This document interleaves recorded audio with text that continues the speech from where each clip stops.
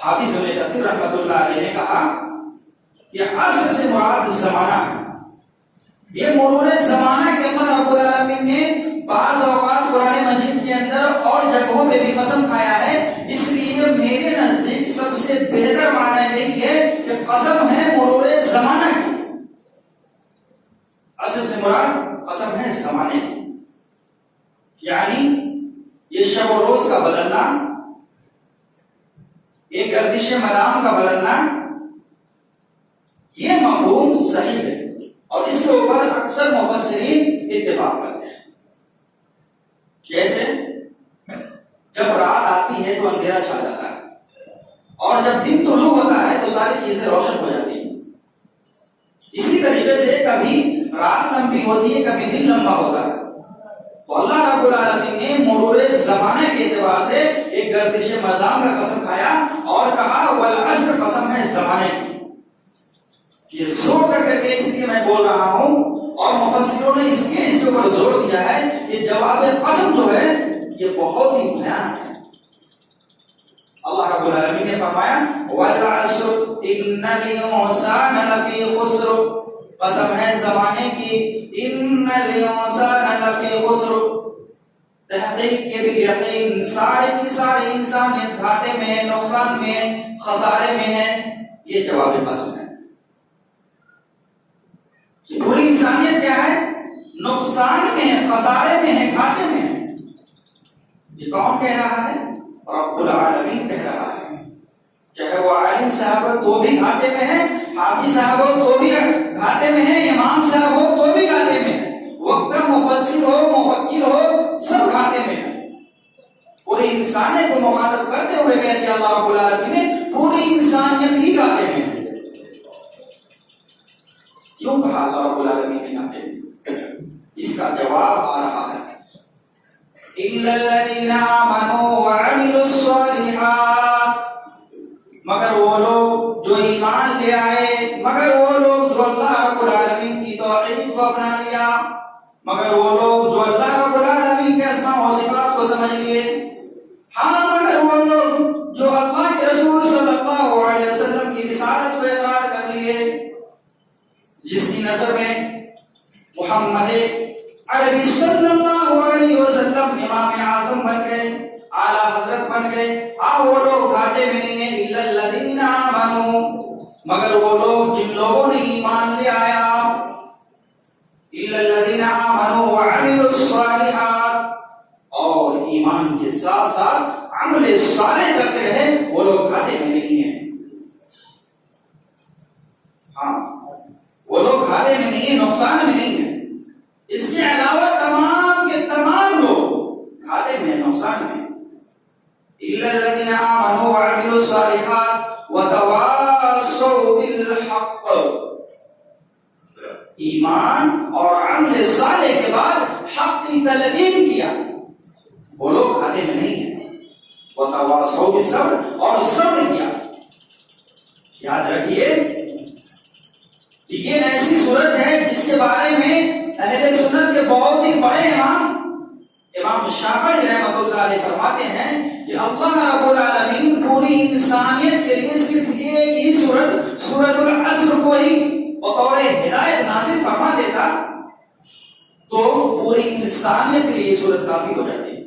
پوری انسانیت، کیونکہ پورے کے پورے اسلام کو اس کے اندر سمو دیا گیا ہے، پورے خیر و بھلائی کو اس کے اندر سمو دیا گیا ہے. ایمان اور عمل صالح اور حق کی تلقین، صبر، یہ چار کام جن لوگوں نے بھی کیا، اللہ کی قسم ہے اللہ رب العالمین ان تمام کے تمام لوگوں کو بھلائی و کامرانی سے نواز دیا.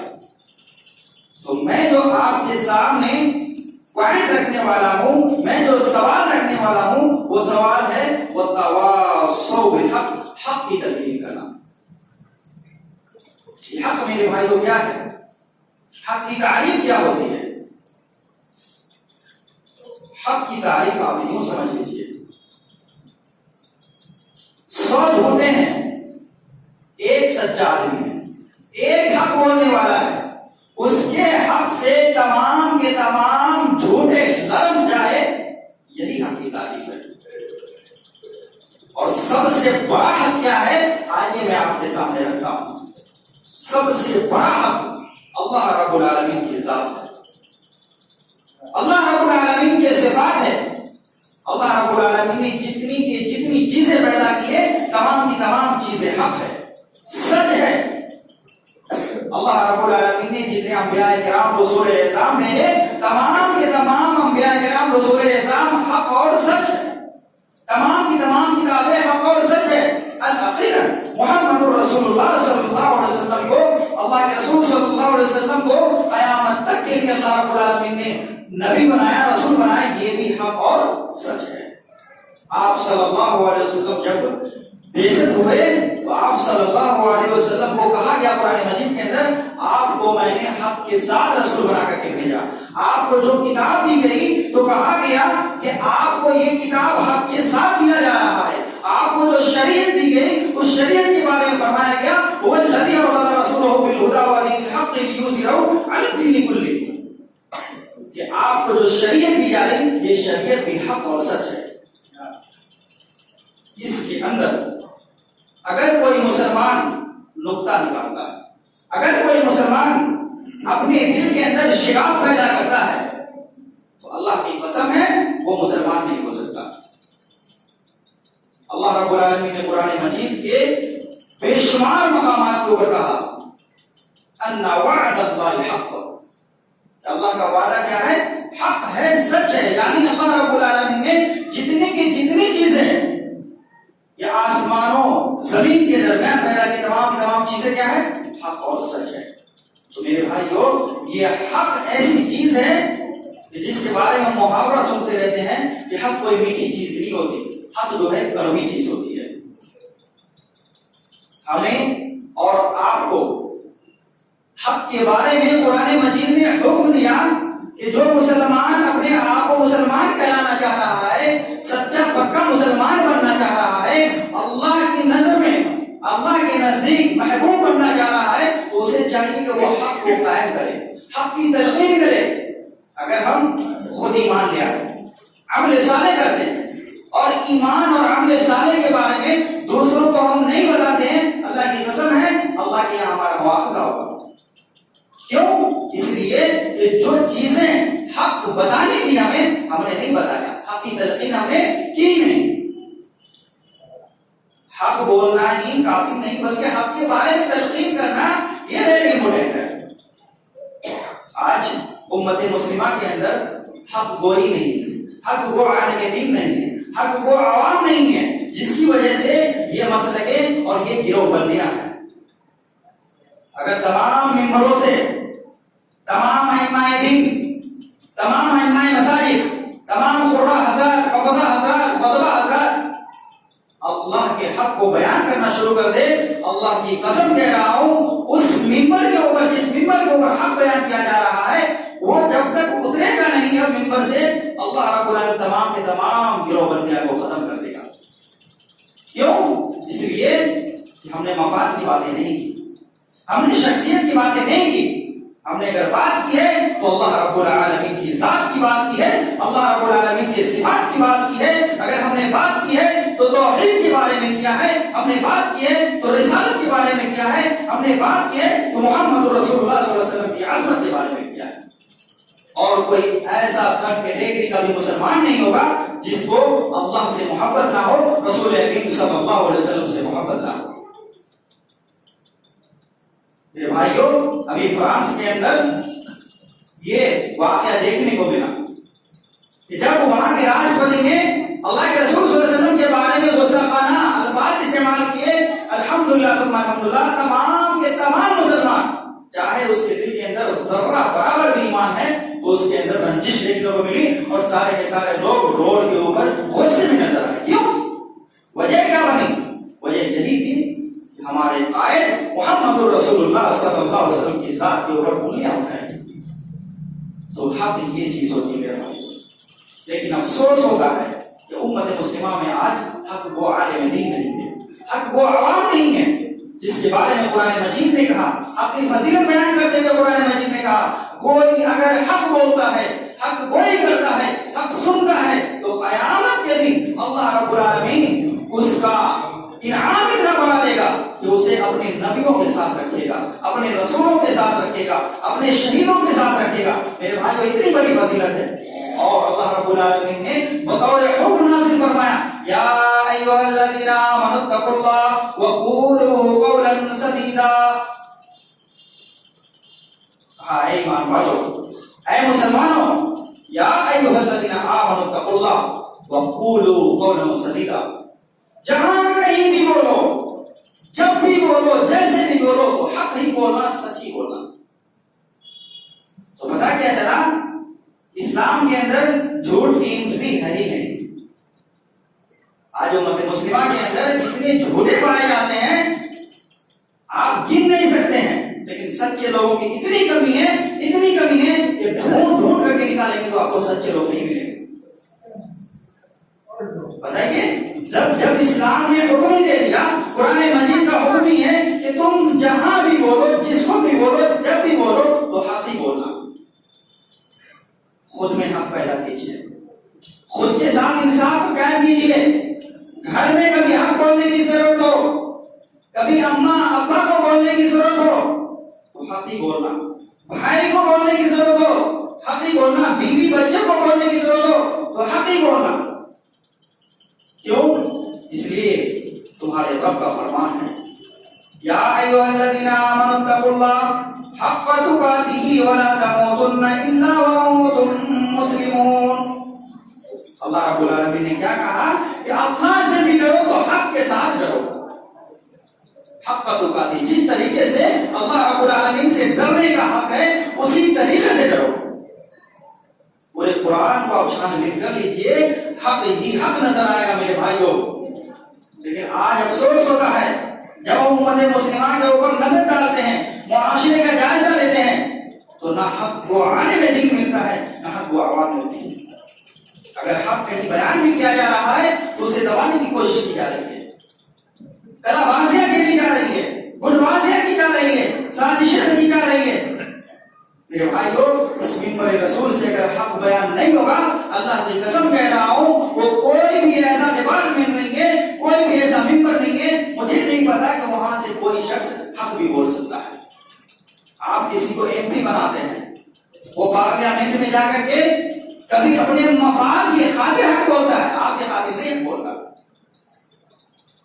تو بھلا سب سے بڑا پارلیمنٹ، سب سے بڑا منبر، جہاں آپ کے حق کی بات ہوتی ہے، وہاں جب لوگ جھوٹ بول سکتے ہیں، وہاں جب لوگ مفاد پرستی کر سکتے ہیں، تو بھلا بتائیے کوئی اور ایسا اسٹیج ہے جہاں آپ کے لیے حق بولا جائے؟ بس ایک منبر رسول ہے جہاں سے حق بولا جا سکتا ہے، حق سنا جا سکتا ہے۔ میرے بھائیو، قرآن مجید کے اوپر آپ غور کیجیے، اللہ رب العالمین نے کیا فرمایا کہ جو حق و عالم دین ہے، جو حق و عوام ہے، جو حق بولنے والے ہیں، حق سننے والے ہیں، ان کا انعام کیا ہوگا دنیا کے اندر؟ اللہ رب العالمین سے کیا عطا فرمائے گا؟ یا ایھا الذین آمنوا اتقوا اللہ وقولوا قولا سدیدا یصلح لکم اعمالکم۔ اے ایمان والو، اگر تم حق بولو گے، سچ بولو گے تو سن لو، یصلح لکم اعمالکم، تمہارے تمام کے تمام اعمالوں کی اصلاح کر دی جائیں گی۔ ہمارے اعمال کے جو کوتاہیاں ہو جاتی ہے، خرابیاں ہوتی ہے، ہمارے ایمان میں جو تھوڑی سی خدش ہے، اللہ رب العالمین فرما رہا ہے تمام کے تمام اعمال کو ہم درست کر دیں گے۔ اور اتنی ہی بات نہیں، یصلح لکم اعمالکم ویغفر لکم ذنوبکم، اور تمہارے تمام کے تمام گناہوں کو بھی بخش دیا جائے گا۔ اگر کسی شخص کو یہ بتا دیا جائے کہ تمام کے تمام اعمال آپ کے درست ہو گئے اور اللہ رب العالمین کے فرمان کے مطابق آپ کے گناہوں کو بھی بخش دیا گیا، تو بھلا بتائیے اس کے چہرے کے اوپر فرد و مسرت ہوگی یا نہیں ہوگی؟ صحابہ کرام رضوان اللہ علیہم اجمعین کی زندگی کے اوپر آپ غور کیجیے کہ وہ صحابہ کرام جس کے بارے میں ایک ہی مجلس میں اللہ کے رسول صلی اللہ علیہ وسلم نے فرمایا اے ابو بکر تم جنتی ہو، اے عمر تم جنتی ہو، اے عثمان تم جنتی ہو، اے علی تم جنتی ہو، اور تمام کے تمام اصحاب کا نام گنا دیا۔ بھلا کیوں؟ اس حق گوئی کی وجہ سے۔ اللہ رب العالمین نے قرآن مجید کے اندر سرٹیفکیٹ دے دیا، 100% نمبر دے دیا کہ دیکھو ہمارے اصحاب ایسے ہیں، ہمارے رسول کے ساتھی ایسے ہیں، اگر تم اس کے جیسا ایمان لے کر کے آتے ہو، ایسا اعمال لے کر کے آتے ہو، تو چلو رضی اللہ عنہم ورضوا، اللہ تم سے بھی راضی ہے۔ لیکن میں آپ سے ایک سوال کرنا چاہتا ہوں کہ دل سے ذرا پوچھ کر کے بتائیے، کیا آج ہم لوگ خود سے انصاف کرتے ہیں؟ خود میں حق پیدا کیے ہیں؟ نہیں۔ میرے بھائی کو منبر رسول سے جو باتیں بیان کی گئی تھی پچھلے جمعہ، ان جمعہ میں ہم نے کس کی ماں بہن کو گالی دی؟ کیا ہم نے بتایا؟ لیکن باہر جا کر کے آپ گٹ بازی کرتے ہیں، باہر جا کر کے آپ سازشیں رچتے ہیں، نگیٹو باتیں کرتے ہیں، عالم دین کے خلاف بولتے ہیں۔ شرم آنی چاہیے۔ ویڈیو ریکارڈ ہو رہا ہے، پلے آؤٹ کر کے دیکھیے، 10 بار کر کے دیکھیے، پوری دنیا میں یہ ویڈیو دیکھتے ہیں۔ بھلا بتائیں گے اگر اس منبر رسول سے معاشرے کی برائی نہ بتائی جائے تو کہاں سے بتائیں گے؟ قرآن مجید کیوں اترا؟ کیا قرآن مجید کے اندر صرف اور صرف آپ کی مطلب کی باتیں بتائی جائے؟ یہ مطلب پرست عوام، اللہ کی قسم کہہ رہا ہوں، کبھی حق پرست عوام نہیں ہو سکتے، حق پرست لوگ نہیں ہو سکتے۔ ہم اپنے آپ کو اہل الحدیث کہلاتے ہیں، ہمارا عقیدہ صحابہ کا عقیدہ ہے، ہماری نمازیں صحابہ والی نمازیں ہیں۔ اللہ بتائیے ہم کس منہ سے یہ دوسروں کو بتا سکتے ہیں کہ ہم حق وہ ہیں؟ کس زبان سے بول سکتے ہو میرے بھائیوں؟ شرم کرنے کی بات ہے، ڈھونڈ کرنے کی بات ہے۔ جو بھی باتیں کرنی ہے، مومن کی صفت یہ ہے کہ آپ سامنے رکھ کے اس بندے کو بات کرو۔ مومن کی صفت یہ ہے کہ آپ کو کوئی بھی بات کرنی ہے تو منہ کے اوپر کرو۔ قرآن مجید نے کیا کہا کہ چھپ چھپا کر بات کرنے والا، ادھر ادھر بات کرنے والا، یہ مومن نہیں، یہ منافق ہے۔ رسول اکرم صلی اللہ علیہ وسلم کے خطبے کے اوپر آپ غور کیجیے، اللہ کے رسول صلی اللہ علیہ وسلم خطبہ دے رہے ہیں، خطبہ جمعہ دے رہے ہیں۔ اسی دوران رئیس المنافقین عبداللہ ابن ابی آیا، پیچھے سے آیا اور وہاں سے آتے ہی صفوں کو چیرتے ہوئے پہلی صف میں آ کر بیٹھا۔ اللہ کے رسول صلی اللہ علیہ وسلم نے کہا کہ دیکھو منافق کی نشانی یہ ہے کہ وہ مسلمانوں کے صفوں کو چیرتے ہوئے آ کر کے سامنے آ کر کے بیٹھتا ہے۔ رئیس المنافقین نے وہاں بیٹھا ہوا، یہ آ کر میرے بھائی کو منہ پہ اللہ کے رسول صلی اللہ علیہ وسلم نے کہا۔ اور صحابہ کے آپ واقعات دیکھ لیجیے، چھوٹی سی بھی رنجش صحابہ کے دلوں میں ہوتی، کسی کے خلاف فوراً ہو جاتے اور کہا میرے بھائی میں نے آپ کے خلاف ایسی ایسی باتیں سنی ہیں، کیا یہ بات سچ ہے؟ تو اگر ہمارے اندر ایمان کی صفت ہوتی، مومنوں کے صفات ہوتے، تو ہم ہرگز کلابازیاں نہیں کرتے، گٹ بازیاں نہیں کرتے، سازشیں نہیں رچتے۔ میرے بھائی کو ہم اور آپ استاد بنا کر کے بھیجے گئے، پوری امت کے لیے ہم لوگ استاد ہیں الحمدللہ۔ کیوں؟ اس لیے ہمارے پاس پورے کے پورے 100% شدھ ہی ہے، شدھ اسلام ہے، ریئل اسلام ہے۔ اللہ رب العالمین کا ریئل کلام ہم سناتے ہیں، پڑھ کر کے سناتے ہیں۔ رسول اکرم صلی اللہ علیہ وسلم کی تمام مرفوع اور صحیح حدیث کی روشنی میں آپ کے سامنے باتیں کرتے ہیں۔ بھلا بتائیے آپ کو نکتہ چینی کرنے کی کہاں سے ضرورت مل گئی؟ کہاں سے آپ کو آپ نے ضرورت کیا؟ اس لیے میرے بھائیوں حق بیان کیجیے۔ جب حق بولیں گے تو اللہ رب العالمین نے کیا فرمایا؟ میں آپ کو اللہ کا کلام پڑھ کے سناتا ہوں۔ اللہ رب العالمین نے فرمایا يصلح لكم أعمالكم ويغفر لكم ذنوبكم ومن يطع الله ورسوله فقد فاز فوزا عظيما۔ یاد رکھنا جو کوئی بھی اللہ کی اطاعت کرے گا، اللہ کی بات مانے گا، رسول اللہ صلی اللہ علیہ وسلم کی بات مانے گا، فقد فاز فوزا عظیما، تحقیق کہ ان تمام کے تمام لوگوں نے بڑی کامیابی حاصل کر لی۔ یہاں اطاعت سے مراد، اللہ کی بات ماننے سے مراد، رسول اکرم صلی اللہ علیہ وسلم کی پیروی کرنے سے مراد حق گوئی کرنا ہے۔ اس لیے حق گوئی کو پکڑیے، حق کو عالم دین کو پکڑیے، حق گوئی کیجیے، حق معاشرے میں پھیلائیے۔ ہم اور آپ صرف کھانا کھا کر کے سونے کے لیے نہیں پیدا کیے گئے، بلکہ میں نے پہلے بھی کہا تھا کنتم خیر امۃ اخرجت للناس تأمرون بالمعروف وتنہون عن المنکر۔ اس امت کا وجود اس لیے کیا گیا کہ وہ دوسروں کو بھلائی کی بات بتائے اور برائی سے روکے۔ اور جب ہم خود ہی غیبت کریں گے، خود ہی ہم چغلخوری کریں گے، خود ہی ہم نگیٹو باتیں کریں گے، تو بھلا بتائیں دوسروں کو دعوت کیسے دے سکتے ہیں؟ اسی لیے اس جماعت کی سب سے بڑی کمی یہ ہے کہ کوئی داعی پیدا نہیں ہوتا، کوئی داعی نہیں ہے میرے بھائیوں۔ میں اصلاح کی باتیں کر رہا ہوں، کسی کا نام نہیں لے رہا ہوں۔ اللہ رب العالمین کے لیے آپ تمام کی تمام خواہش جو دل ہوئی دلوں میں ہیں، آپ ہمارے سامنے آ کر کے بولے۔